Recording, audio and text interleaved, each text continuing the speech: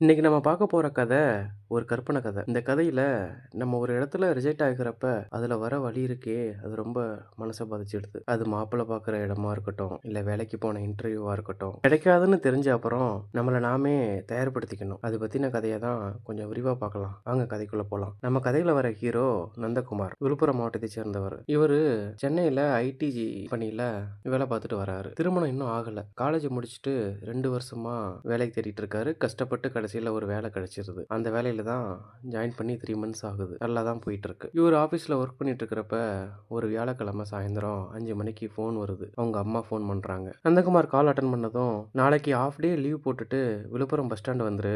நாங்க உனக்காக வெயிட் பண்றோம் அப்படின்னு அவங்க அம்மா சொல்றாங்க. இவனுக்கு ஒன்றும் புரியல. எதுக்குமா?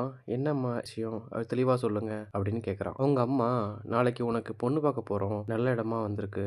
நேர்ல வா பேசிக்கலாம்னு சொல்லிட்டு ஃபோனை வச்சிடுறாங்க. நந்தகுமாருக்கு இதுதான் ஃபர்ஸ்ட் டைம் பொண்ணு பார்க்க போறது. அவனுக்கும் ஒரு வித சந்தோஷம் தான். இருந்தாலும் இவ்வளோ அர்ஜென்ட்டா இவ்வளோ சீக்கிரம் பண்ணணுமாங்கிற ஒரு மனசுல ஒரு குழப்பம் இருந்துகிட்டே இருக்கு. ஃப்ரைடே ஆஃப்டர்நூன் மேல லீவ் போட்டுட்டு ஒரு வழியா விழுப்புரம் பஸ்ஸை பிடிச்சி ஜன்னல் ஓர சீட்ல உட்காந்துக்கிட்டான். 3 ஹவர்ஸ் ஆகும் விழுப்புரம் வந்து சேர. எப்பவுமே பஸ்ல ஏறினதும் தூங்கிடுவான். அன்னைக்குன்னு அவனுக்கு தூக்கம் வரல. அது ஒரு புது அனுபவம் இல்லையா?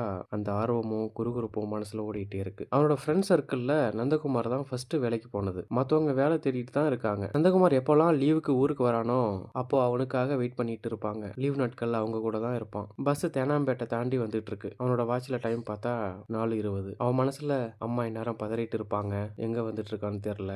என்ன சொல்ல போறானோ? ஓகே சொல்லுவானா? அப்படிங்கிற ஒரு அம்மாவுக்கு பதற்றம் இருக்குங்கிறது இவன் கெஸ் பண்றான். ஏன்னா அவனோட வேலைக்காக அவ்வளோ நாள் கவலைப்பட்டுட்டு இருந்தவங்க தான் அவங்க அம்மா. இப்ப அடுத்த மைல்கள் கல்யாணத்துல டென்ஷன் இருக்க தானே செய்யும். நந்தகுமார் பஸ் விட்டு இறங்கினதும் அவனை வாடகை கார்ல கூட்டிட்டு போகணும்னு அவங்க அப்பா அம்மா வெயிட் பண்ணிட்டு இருக்காங்க. போற வழியில, எனக்கு எதுக்கும்மா அதுக்குள்ள கல்யாணம்? வேலையில ஜாயின் பண்ணி 3 மந்த்ஸ் தான் ஆகுது. இவ்வளவு நாள் கஷ்டப்பட்டேன். கொஞ்ச நாள் ஃப்ரீயா இருக்க விட மாட்டீங்களா அப்படின்னு கேட்டுட்டே வரான். பொண்ணு பார்க்க தான் போறோம். பிடிச்சிருந்தா தானே கட்டிக்க போற. பிடிக்கலனா பார்த்துட்டு வா. நல்ல அழகான வசதியான இடம் அப்படின்னு கேள்விப்பட்டோம். அதான் இந்த அர்ஜென்ட் அப்படின்னு சொல்றாங்க. பொண்ணு வீட்டுக்கு வந்தாச்சு. எல்லாரும் வீட்டோட ஹால்ல உட்கார்றப்ப பொண்ணு பிரியங்கா காஃபி எடுத்துட்டு வராங்க. காஃபி எல்லாரும் கொடுத்துட்டு எல்லாருக்கும் வணக்கம் சொன்னபடி நிக்கிறா. பொண்ணு அப்படியே நிமிர்ந்தபடியே நந்தகுமார பாக்குறா. பார்த்துட்டு சிரிக்கிறா. அவனும் பார்த்தும் பார்க்காத மாதிரி உதாசீனமா தலையை திருப்பிக்கிறான். பிரியங்கா கொஞ்சம் கலர் கம்மியா இருக்கிறதால ஹைட்டும் இவனை விட ரொம்ப கம்மி. பிரியங்காவை இது மாதிரி நிறைய பேர் பொண்ணு பார்த்துட்டு ஓகே சொல்லாம போயிட்டாங்க. பிரியங்கா அப்பா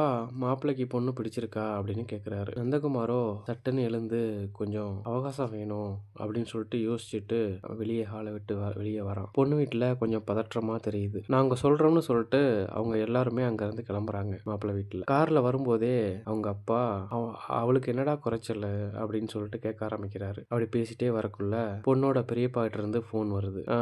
நாங்க வீட்டுக்கு போயிட்டு நாளைக்கு முடிவு சொல்றோம் அப்படின்னு சொல்லிட்டு போனை வைக்கிறாங்க. நந்தகுமார் வீட்டுக்கு வந்ததும் நண்பர்களை பார்க்குற வழக்கமான இடத்துக்கு போறான். இவன் வரது முன்னாடியே சொல்லாததால எல்லாருக்கும் அங்க ஆச்சரியம். என்னடா லீவா? எதுவுமே சொல்லாம டைரக்டா இங்க வந்திருக்க அப்படின்னு கேக்குறாங்க. அவங்க குரூப்ல கவின்னு ஒரு ஃப்ரெண்ட் இருக்கான். அவன் மட்டும் கொஞ்சம் வருத்தமா உட்காந்துருக்கான். நந்தகுமார் நடந்ததை எல்லாத்திட்டையும் சொல்லி முடிக்கிறான். ஏன்டா இவன் மட்டும் உம்முன்னு இருக்கான்னு கவினை பார்த்து நந்தகுமார் கேட்கறான். அது ஒண்ணும் இல்லடா, ஃபர்ஸ்ட் இன்டர்வியூலயே செலக்ட் ஆகலையாம். அந்த ஃபீலிங்ஸ் தான்னு சொல்றாங்க. ஓகேடா, ஈவினிங் எல்லாரும் படத்துக்கு போலாம் அப்படின்னு சொல்லிட்டு முடிவு பண்றாங்க. நந்தகுமார் தன்னோட பர்ஸ்ல இருந்து 500 ரூபாயை எடுத்து கொடுத்து டிக்கெட் வாங்கிட்டு வாங்கடான்னு சொல்லிட்டு ஃப்ரெண்ட்ஸ் கிட்ட சொல்லி அனுப்புறான். அனுப்பிட்டு நந்தகுமாரும் கவினும் அப்படியே கிரவுண்ட் சைடு பேசிட்டே நடந்து போறாங்க. நந்தகுமார் தன்னோட இன்டர்வியூ ஃபெயிலியரை பத்தி சொல்லிட்டு இருக்கான். எனக்கு இந்த வேலை கிடைச்சது 30வது இன்டர்வியூல தான்டா அப்படின்னு சொல்றான் நந்தகுமார். நந்தகுமாரை பார்த்து கவின் சொல்றான், இதுல முதல் என்னடா 30 என்னடா? நான் என்னோட தகுதியை ஃபுல்லா வெளிப்படுத்தி அவங்களோட கொஸ்டினுக்கு எல்லாத்துக்குமே கரெக்டா ஆன்சர் பண்ணேன். அப்படி இருந்தும் என்ன ஏன் ரிஜெக்ட் பண்ணாங்கன்னு எனக்கு சங்கடம் இருக்காதா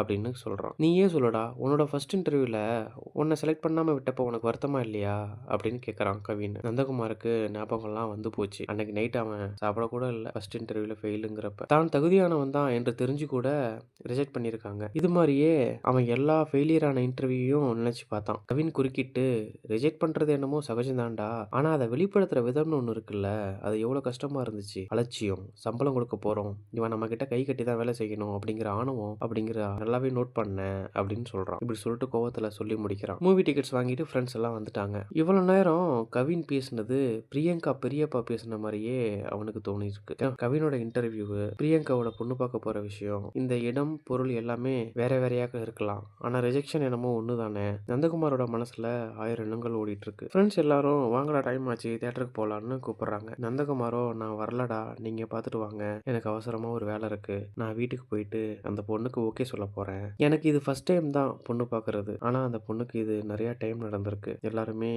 வேணான்னு சொல்லிட்டு போயிருக்காங்க. கவின் இடத்துல இருந்து பார்க்கறப்ப தான் அந்த வலி எனக்கு ரொம்ப ஃபீல் பண்றேன். என்னதான் குறைகள் இருந்தாலும் மனசுல அதை நிறைவா ஏத்துக்கணும் அப்படிங்கிறத நம்ம தெரிஞ்சுக்கிட்டேன் அப்படின்னு சொல்லி ஹாப்பியா அங்கிருந்து கிளம்புறான்.